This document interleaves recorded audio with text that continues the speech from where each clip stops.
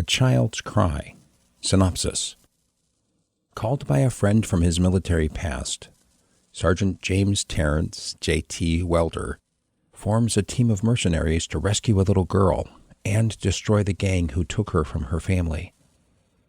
Aligned with law enforcement from Belgium, Interpol, and NATO, J.T. sets up a mission to remove the Mentiev gang from existence. His challenge will be when the law and the darker side of the mercenary world collide. J.T. will attempt to recover the child and deliver a message to the world that child slavery will no longer be tolerated. How long will society allow our children to be ruined by greedy people? Will a warrior stand and draw the line to end this vile crime? Is this beyond the call of the soldier? Travel with J.T. and experience the reality of child slavery in the world today. Chapter 1. Departure. Allowing my mind to take in every detail of the room, I made sure all was in order.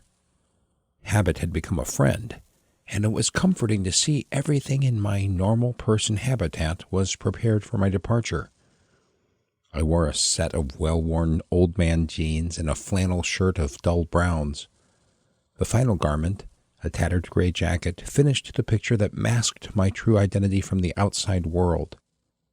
They saw an old man on a trip to somewhere. Checking the lock by pulling on the door and waving to the children in the common pool just outside my apartment door were habits the neighbors had come to expect. I ambled, leaning on my walking staff, to the parking lot. My trusty pickup truck looked just a little bit older and maybe even a little more beat up than me. The door creaked as usual when I opened it and got in. One thing I knew about normal was allowing those around me to expect my departure as ordinary. I could be gone 3 days or 4 months, and they had to consider it just another outing for old Poppy. The maintenance guy would find the note in the clip by the door and know I went to see my ailing sister up in Oklahoma. He'd check the apartment every few days or so and add to the level of normal within my small community. When leaving on a trip, I carried a satchel across my shoulder so I could walk with my staff unobstructed. If anyone looked into the worn leather open-topped bag, they would see a few flannel shirts and maybe some underwear poking up from the bottom. It always held the same contents. It was a prop, as were so many of the embellishments seen by any who cared to watch an old man getting into his truck and departing.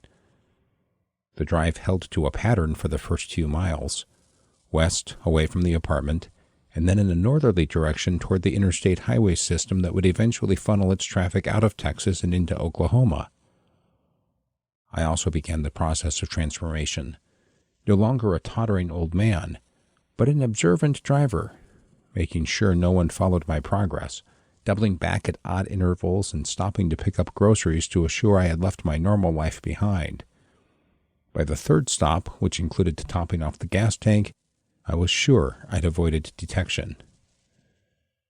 Getting onto Interstate 35 West, I concentrated on putting miles of pavement behind me, drinking the 2 cups of coffee and eating the pastry purchased on my surveillance stops. I also squirmed out of the tattered coat and pulled out a leather jacket from behind the bench seat of the pickup. A ranger's ball cap covered my close-cropped gray hair.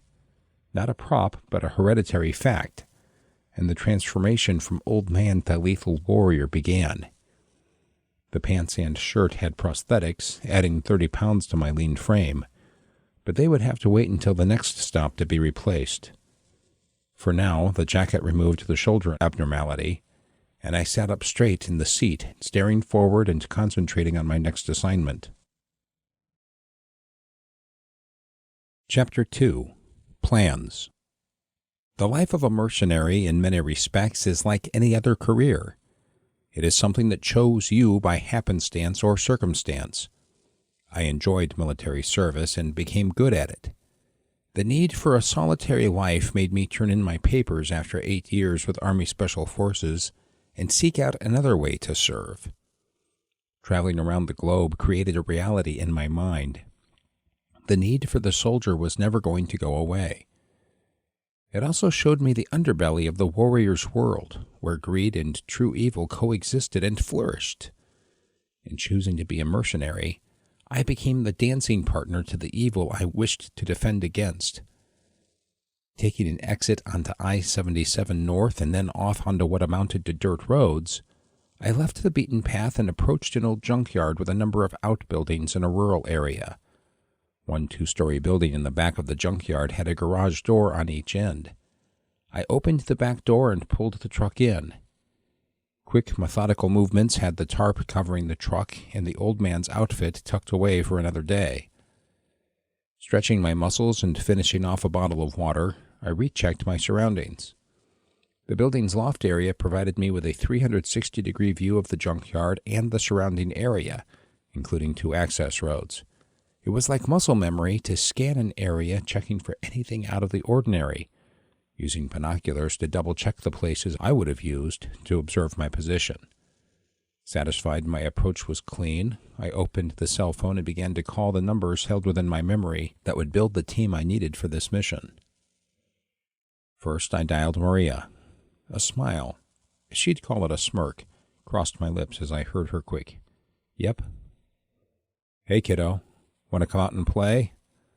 We're stopping by your favorite breakfast place on the way home, and—" I stopped and listened to her laughter-filled response. "You have the most wonderful sense of timing, boy. I have nothing to do and nowhere to go. What should I wear and where will we meet?" "Let's meet on the back porch, and I will buy the first bucket of beer. See you in 3 days, and bring your makeup kit." I heard her squelch another laugh and quickly say bye as she hung up. The back porch sold craft beers, an enjoyment of Maria and others on the team.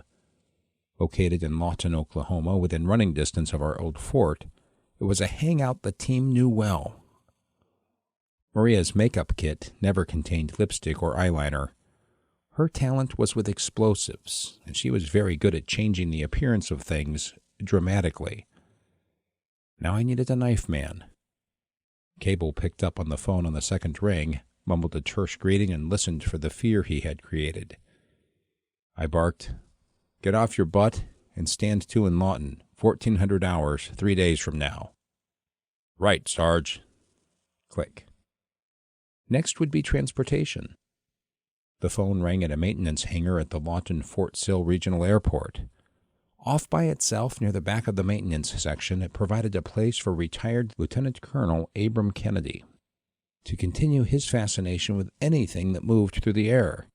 Aviator and test pilot, he could fly anything the U.S. Air Force owned and probably 90% of anything else flying. He was just the right guy for this mission. Besides, he would knock me into next week if I didn't include him in an overseas adventure. His voicemail gave me the speak to me beep. "LC, we're going flying. See you at the back porch, 1400 hours, 3 days from now." We needed 1 or 2 more, but I would reach out to them after I looked at things in Belgium. Colette had called out of the blue and asked for help. I met her. Now there was an old memory worth keeping, years ago when I served in Europe. I had never felt that any one woman got away. I think I just grew up to be a solitary warrior. But Colette Vandenbosch's piercing blue eyes, framed by her wonderfully flowing blonde hair and dressed up in her European sensibility, led this soldier to rethink his career more than once. She was the majestic mountains in springtime and the bustle of ancient cities at night, wrapped up in a determination to end the pain of war. Her ancestors had seen it all, and she took their scars as a pledge to end such suffering. I was a young soldier helping some children rebuild a bombed-out playground in Kosovo when we first met. She was a volunteer refusing to stay within the safety of the international peacekeepers' barricades. We fell into each other's arms, and I will always remember that first embrace. A movement outside caught the corner of my eye, bringing me back from summertime in the Ardennes forest. It was nothing more than a deer leaping the fence, seeking the green shoots of small trees sprouting around the rusted hulks in the junkyard. One more 360-degree surveillance, and I moved back down to pack what I needed for the mission. The heavy weapons and other resources would be gathered in Europe upon landing. I still intended to bring my well-used revolver that fit my grip and reminded me of battles long ago.